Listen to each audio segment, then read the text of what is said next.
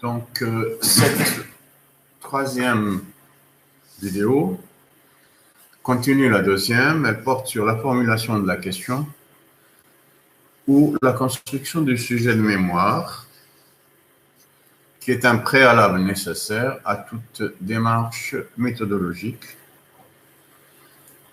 qui peut être, ma foi, comme signalé préalablement, inductive, déductive, ou même abductive.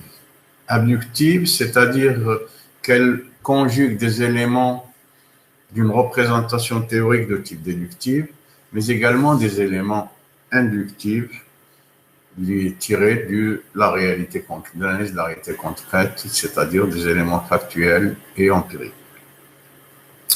Ce préalable va influer sur le choix de la méthode d'analyse, qui peut être, ma foi, quantitative, qualitative, hybride, c'est-à-dire à travers l'analyse dite quali-quantitative. Donc, concrètement, la formulation de la question ou le choix du sujet est le préalable à tous ces éléments qui viennent après de démarche. Alors, la question doit s'inscrire dans, ou du moins est d'ordre économique, particulièrement pour le master Finance et Commerce International. Donc, elle peut être de type macroéconomique, donc global, mésoéconomique, sectoriel, ou microéconomique, donc qui relève de l'entreprise et de son fonctionnement. Ceci, c'est totalement différent du management marketing industriel, qui relève plutôt du management, des sciences de gestion, et donc il peut porter sur des questions de management public, c'est-à-dire le fonctionnement des administrations et des institutions, ou du management des entreprises. Pour les uns, ma foi, la production est de type service public, donc qui ne relève pas de la logique de marché. Pour l'autre, c'est la production de biens et services marchands. Elle peut porter, quand il s'agit du management, elle peut porter sur leur gouvernance, leur configuration structurelle ou leur fonctionnement, ainsi que des stratégies que ces organisations peuvent développer par rapport à l'environnement, et donc l'analyse sera contextuelle par rapport à l'efficacité ou leur efficience. Donc la formulation de la question, c'est-à-dire la délimitation de l'objet de recherche, qui consiste en une interrogation sur une question particulière de recherche et éventuellement des questions subsidiaires. Elle va nécessiter incontestablement ou nécessairement une revue approfondie de la littérature dans le domaine de recherche, qui va permettre de s'approprier les dispositifs théoriques et conceptuels qui vont justement permettre de formuler la question centrale de recherche, c'est-à-dire qui appartiennent au domaine de la formation et de recherche lié au master. Ceci est le préalable nécessaire dans la délimitation et la formulation de la question, et donc la formulation du choix de sujet de master et dans sa formulation. Maintenant, incontestablement,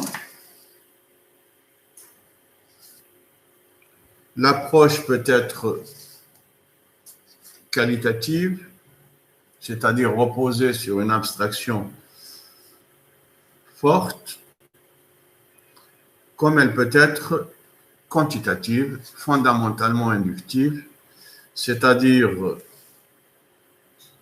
construite sur des éléments factuels et empiriques, avec la recherche de liens de causalité entre les données observées et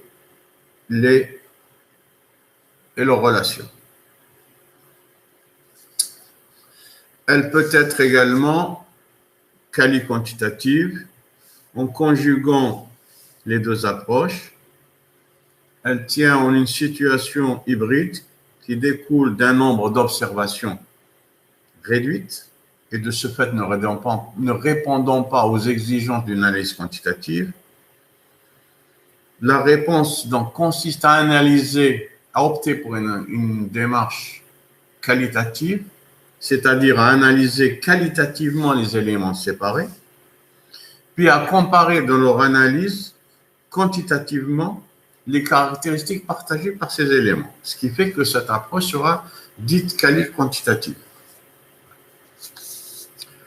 Donc, ma foi, quand on a réglé le problème de la formulation du sujet, l'approche sera, quand elle est quantitative, elle va prendre une dimension quantitative dans l'élaboration d'un questionnaire ou d'un guide d'entretien, ce qui suppose le des interviewés, leur nom, afin que l'échantillon réponde aux exigences scientifiques. Quand il s'agit d'une démarche qualitative, vous êtes en situation d'observateur immergé. Observateur soit extérieur, soit immergé, et donc immergé ou non, qui observe les acteurs, qui observe également le champ dans lequel il est immergé ou non, qui prend des notes, qui écoute les différentes parties prenantes lorsqu'il est confronté à ces parties prenantes. D'abord, il faut identifier les parties prenantes, c'est-à-dire les individus, leur choix, qu'est-ce qui est leur fonction, leur position dans l'organisation, et en essayant d'identifier leur stratégie et démarche réflexive. On va les questionner sur leurs actions, sur les processus réflexifs qu'ils mobilisent, tout en enregistrant leurs réponses. Maintenant, le traitement de l'information, qu'elle soit de type quantitatif, que vous avez perçu à partir de questionnaires ou de guides d'entretien, ou bien à partir de données quantitatives générales, quand il s'agit d'économie, vous allez choisir le logiciel de traitement de texte, de données. Vous allez choisir la manière dont vous allez retranscrire tous les entretiens, les discours, etc.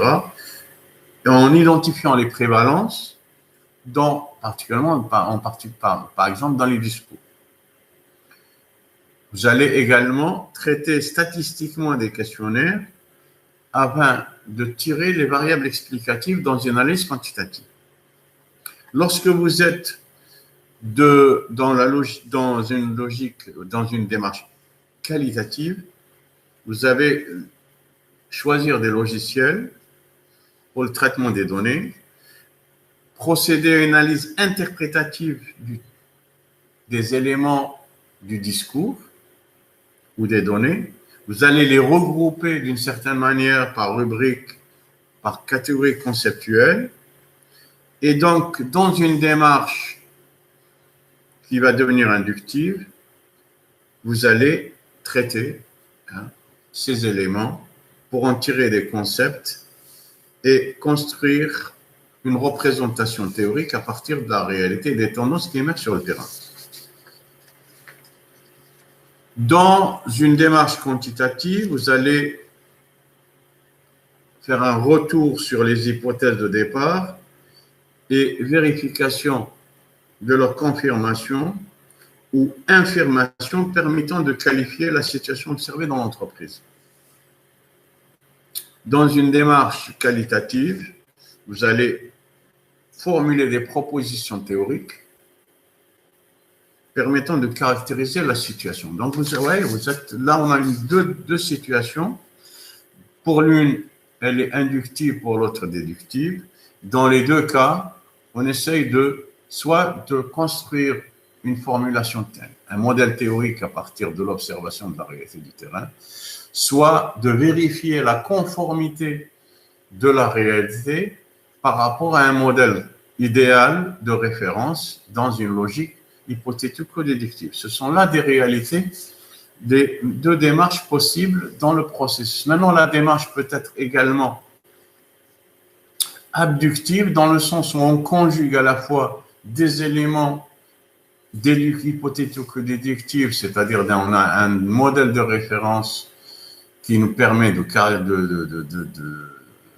d'analyser la situation, mais également des éléments inductifs, c'est-à-dire une formulation théorique à partir de la réalité, et donc on conjugue. C'est-à-dire, concrètement, on a un a priori théorique qui est pas total avec une logique inductive, une réalité du terrain, et on essaie de conjuguer, de construire quelque chose d'hybride qui conjugue à la fois des éléments inductifs et déductifs.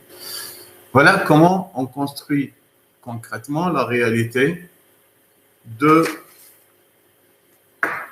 du moins les méthodes et les